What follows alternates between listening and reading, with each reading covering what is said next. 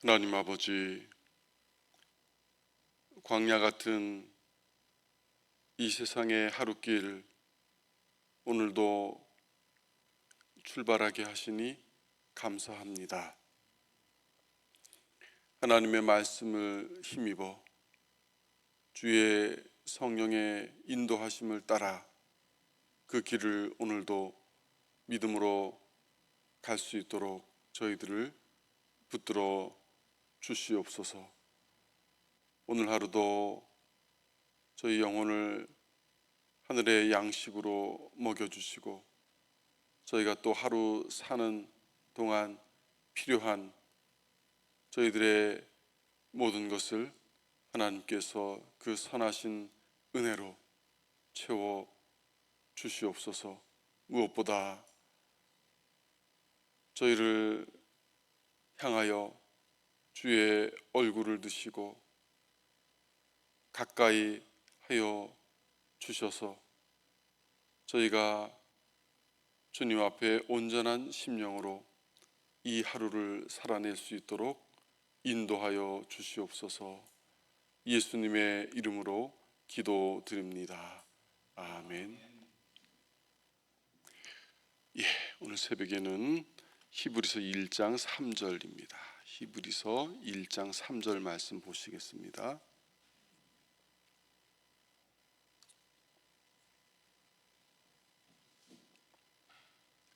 히브리서 1장 3절 말씀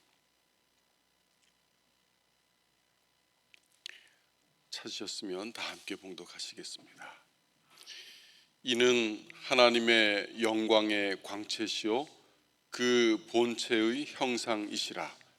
그의 능력의 말씀으로 만물을 붙드시며 죄를 정결하게 하는 일을 하시고 높은 곳에 계신 지극히 크신 이의 우편에 앉으셨느니라. 아멘.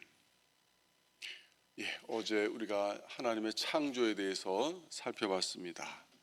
그렇다면 하나님께서 창조하신 만물을 주관하고 계신가?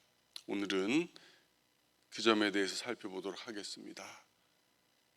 우리 그리스도인들은 만물에 대한 하나님의 섭리, 다스림을 믿습니다. 하나님께서는 만물이 자신의 뜻에서 비롯된 경륜과 목적에 일치하도록 만물을 이끌어 가시는 중입니다. 특별히 오늘 히브리서 기자가 말씀하듯이 하나님의 아들이신 예수 그리스도께서 만물을 붙드시는 가운데 역동적으로 주관하고 계심을 우리는 믿습니다. 이런 하나님의 섭리는 온 우주에 걸쳐 나타나고 있습니다. 바울 사도가 디모데전서 6장 15절에서 말씀한 것처럼 하나님은 유일하신 주권자요 만왕의 왕, 만주의 주가 되시기 때문에 온 세상을 다스리는 분이십니다. 그래서 성경은 하나님의 보좌가 하늘에 있고 또 하나님의 왕국이 모든 것을 주관한다, 그렇게 선포합니다. 그 보좌에는 하나님께서 좌정에 계시고 능력 있는 말씀으로 또 주의 사역자들인 천사들을 보내어 온 우주를 다스리고 계십니다. 하나님은 이 세상 피조계, 자연을 또한 다스리십니다. 자연의 힘과 능력은 그 자체에 내재한 것이 아니고 하나님의 관리 아래에 있는 것입니다. 다윗은 시편 29편에서 하나님의 소리가 물 위에 있음을, 하나님의 영광이 내시는 물의 소리를, 또 여호와의 소리가 힘 있고 위엄 있음을 찬양합니다. 다윗은 영원토록 왕으로 좌정하셔서 세상을 다스리시는 하나님을 노래했습니다. 비록 우리는 다 인지하지 못할지라도 자연의 힘 하나하나가 하나님의 명령을 받고 있다는 것입니다. 따라서 모든 자연 현상은 독립적인 것이 아니고 하나님의 관리와 감독 아래 있습니다. 하나님의 이 피조물에 대한 다스림은 다음과 같이 나타납니다. 하나님께서는 큰 우주 또 그 안에 모든 만물뿐만 아니라 가장 작은 피조물에게도 관심을 가지고 계시고 다스려 주십니다. 그래서 시편 기자는 147편 9절에서 하나님께서 들짐승과 우는 까마귀에게 먹을 것을 주시는도다, 그렇게 말했습니다. 우리 주님은 마태복음 10장 29절에서 하나님께서 허락하지 않으시면 참새 한 마리도 이 땅에 떨어지지 않는다고 말씀하셨습니다. 그러므로 하나님은 모든 피조물에게 하나님의 뜻을 행하도록 그렇게 명하고 계십니다. 우리는 하나님께서 바다에 큰 물고기를 예비하셔서 요나 선지자를 삼키도록 하신 사실을 잘 알고 있습니다. 또 식탐이 대단한 까마귀가 하나님의 명을 받자 빵과 물고기를 입에 전혀 대지도 않고 엘리야에게 그렇게 며칠 동안 날라다 준 것을 우리는 성경을 통해 봅니다. 까마귀는 식탐의 대명사인데 하나님의 명을 받았기 때문에 음식에 자기 입을 대지 않았던 것이죠. 하나님은 또한 우리 인간 개개인을 관리하십니다. 하나님은 자신의 진노를 보이시고 자신의 능력을 알려주시기 위해서 때로 멸망하기로 예정하신 사람들에 대해서도 오래 참으시는 경우를 우리는 종종 봅니다. 이것은 하나님의 뜻이 하나님이 구원하기로 결심하신 사람들에게 자신의 영광의 풍성함을 알게 하시는 데 있기 때문이라고 성경은 우리에게 가르쳐 줍니다. 때로 하나님께서는 가장 악하고 완악한 사람들이 자신도 모르는 사이에 하나님의 뜻을 이루는 도구가 되도록 그들을 세상에서 높은 위치에 올리기도 하십니다. 대표적으로 아수르의 악하고 교만한 왕들이 하나님의 막대기가 되어서 이스라엘을 친 경우가 대표적이라고 할 수 있겠습니다. 또 하나님께서는 불순종하는 하나님의 백성들을 연단하시기 위해서 대적들을 일으키기도 하십니다. 또 하나님은 이스라엘의 적들이 하나님의 그 목적을 다 이룬 다음에는 이스라엘의 손아귀에 떨어지거나 아니면 하나님의 심판 가운데 스스로 멸망하도록 대적들의 마음을 강팍하게도 하십니다. 우리는 이 모든 경우를 통해서 하나님께서 사람들 하나하나 그 특성에 맞게 개인적으로 다루신다는 사실을 알 수 있습니다. 또 하나님은 이 세상 나라들을 주관하시는 분이십니다. 하나님께서 세상 민족들의 경계를 정하여 주셨습니다.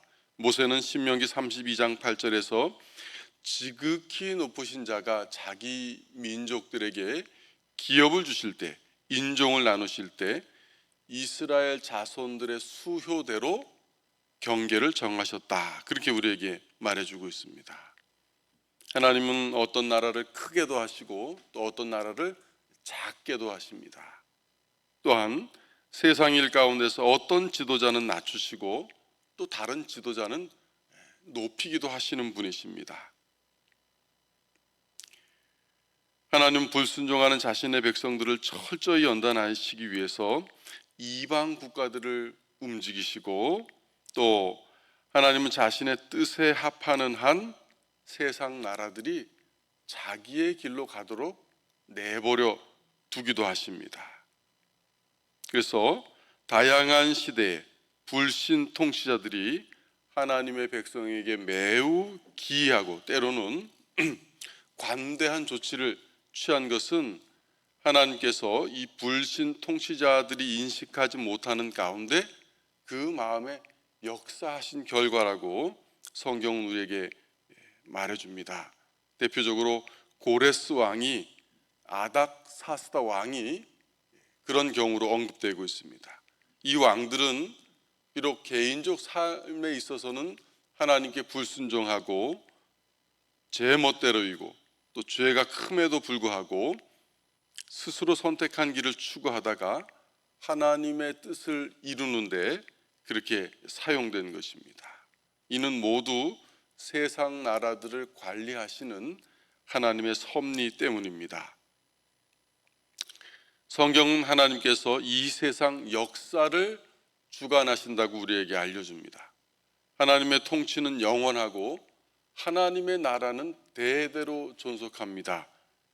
왕좌에 있다가 하루아침에 들판으로 쫓겨나서 하나님의 징계를 받은 느부갓네살 왕은 어느 날 다시 하나님께서 그에게 총명을 주시자 이렇게 고백합니다.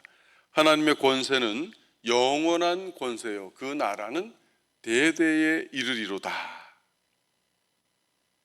그래서 인간 역사의 모든 사건이 하나님의 직접적인 통치 아래 있다는 사실을 우리는 알게 됩니다.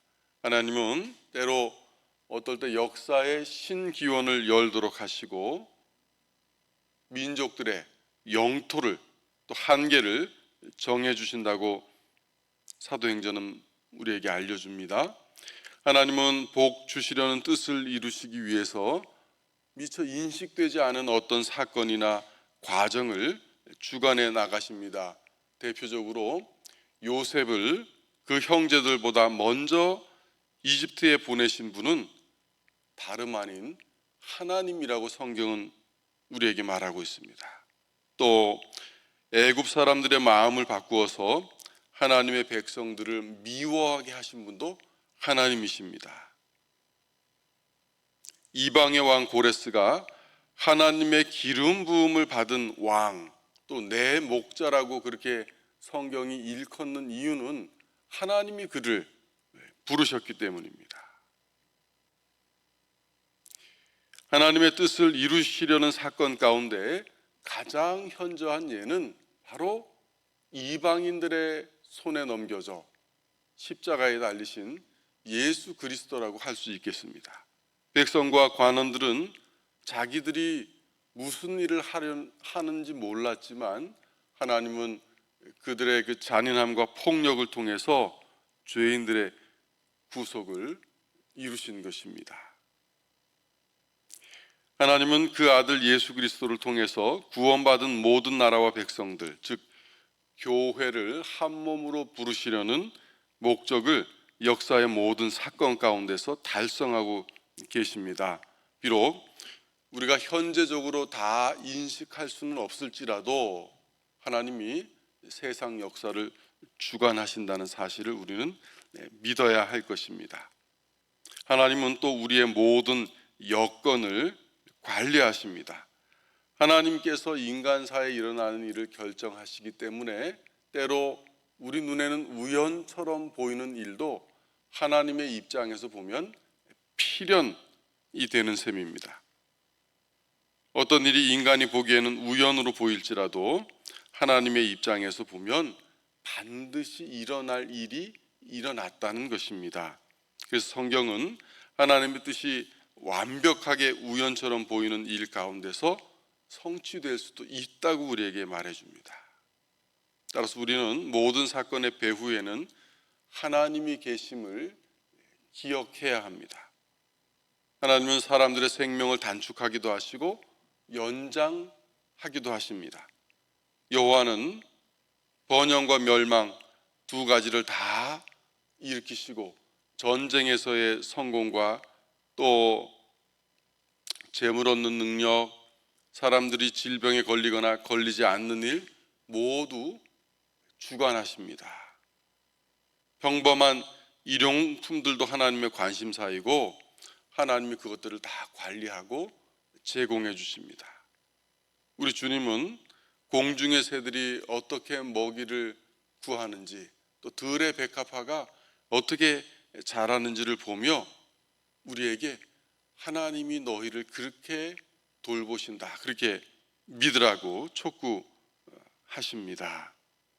특별히 성경은 하나님의 백성들을 하나님이 다스리신다고 그렇게 말씀합니다. 하나님의 보살핌은 특별히 하나님의 백성들을 향해 있습니다. 그래서 베드로 사도는 너희 염려를 다 주께 맡기라, 이는 그가 너희를 돌보심이라, 그렇게 권면했습니다. 우리는 이 말씀이 박해를 받아 본도, 갈라디아, 아시아, 또 갑바도기아, 비두니아에 흩어진 이 하나님의 백성들, 그들에게 보낸다는 사실을 기억할 필요가 있습니다. 하나님은 자기 백성을 곤경에서 구출해내십니다. 제 경험상 어려운 일에 처했을 때 가장 도움이 되는 일은 결국 무엇이냐? 하나님의 말씀을 읽으며 잠잠히 기다리는 일이었습니다. 물론 그 일이 쉽지는 않습니다. 그러나 우리는 곤경에 처했을 때 하나님께서 우리를 위해서 말씀을 보내주신다는 사실을 믿고 기다릴 수 있어야 합니다.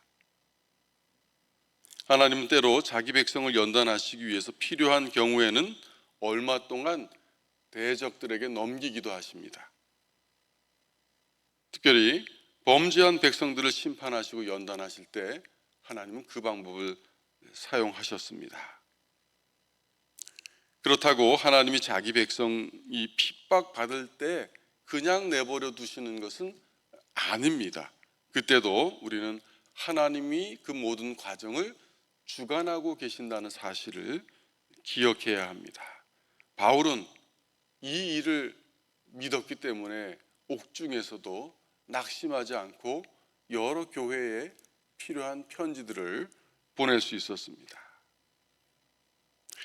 하나님께서는 의로운 백성에게 확실한 인생의 발판을 마련해 주십니다. 시편 기자는 33편 18절에서 19절에서 이렇게 말씀합니다.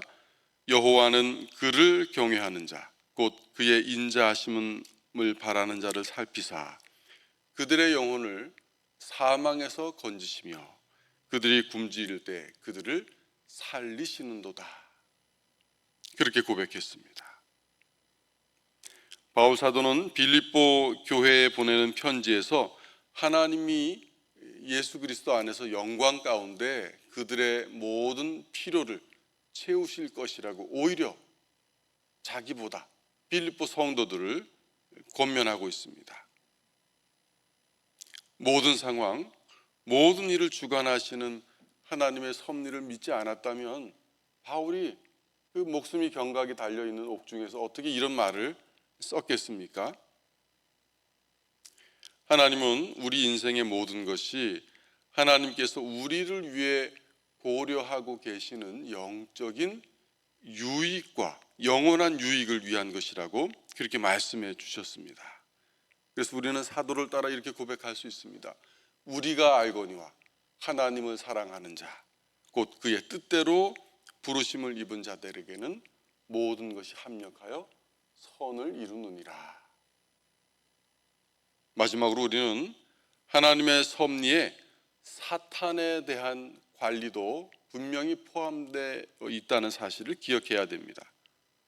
하나님께서는 자신의 뜻대로 사탄을 억제하십니다.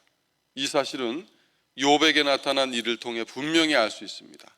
사탄은 욥의 재산을 없애고 자식들을 없애고 또 욥의 몸까지도 쳤지만 욥의 영혼과 목숨만큼은 건드릴 수 없었습니다.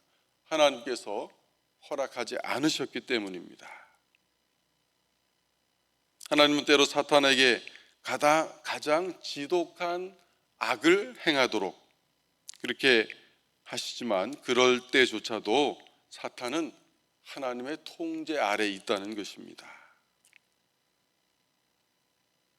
지금은 예수 그리스도께서 오시기 전까지 이 땅에서 하나님의 통치가 요한계시록의 표현대로 하면 천년 통치가 이루어지는 기간입니다. 사탄이 자기가 무저갱으로 들어갈 것을 알고 설치고 있지만 우리는 이런 때도 하나님의 백성들을 하나님께서 다스리시고 인내하도록 그렇게 붙들어 주신다는 사실을 기억해야 하겠습니다.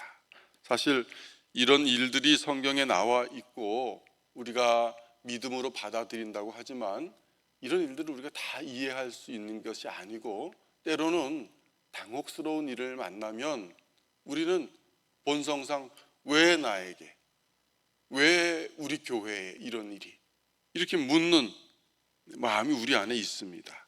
그럴지라도 우리는 하나님께서 다스린다는 사실을 믿음으로 받아들여야 합니다. 종말에 하나님께서 다 신원해 주시고 다 밝혀 주시기 때문입니다.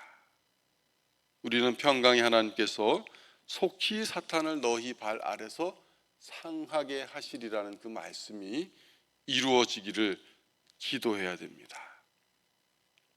오늘 하루도 하나님의 다스리심과 도우심을 받기 위해서 나오신 성도 여러분에게 이런 하나님의 은혜가 충만하시기를 예수님의 이름으로 기원합니다. 기도하시겠습니다. 주께서 이 세상을 다스리시고 세상의 역사를 다스리시고 또 사람 사는 모든 지경에서 그들의 발걸음을 인도하시되 특별히 하나님의 백성들을 주목하시고 눈동자처럼 살펴주심을 살펴보았습니다. 우리는 이러한 하나님의 섭리가 관념에서 그치는 것이 아니라 우리의 삶에 필요한 세세한 부분까지 이루어진다는 사실을 믿고 고백하며 나아갑니다. 하나님께서 오늘도 그 섭리를 우리의 삶 가운데 펼쳐주시고 무엇보다 우리의 심령 가운데 펼쳐주시어 하나님을 경외하는 마음으로 하루를 보내게 하시고 어떤 형편에 또 어느 곳에 있든지 하나님의 말씀을 상기하며 하나님이 우리 삶을 다스린다는 믿음으로 이 하루를 살아낼 수 있도록 도와주시옵소서. 성령께서 저희를 붙들어 주시고 저희의 마음과 생각을 주관하셔서 이 하루가 성령으로 시작한 이 하루가 육신으로 마치지 않고 성령으로 주 안에서 맞춰질 수 있도록 인도하여 주시옵소서. 예수님의 이름으로 기도드립니다. 아멘.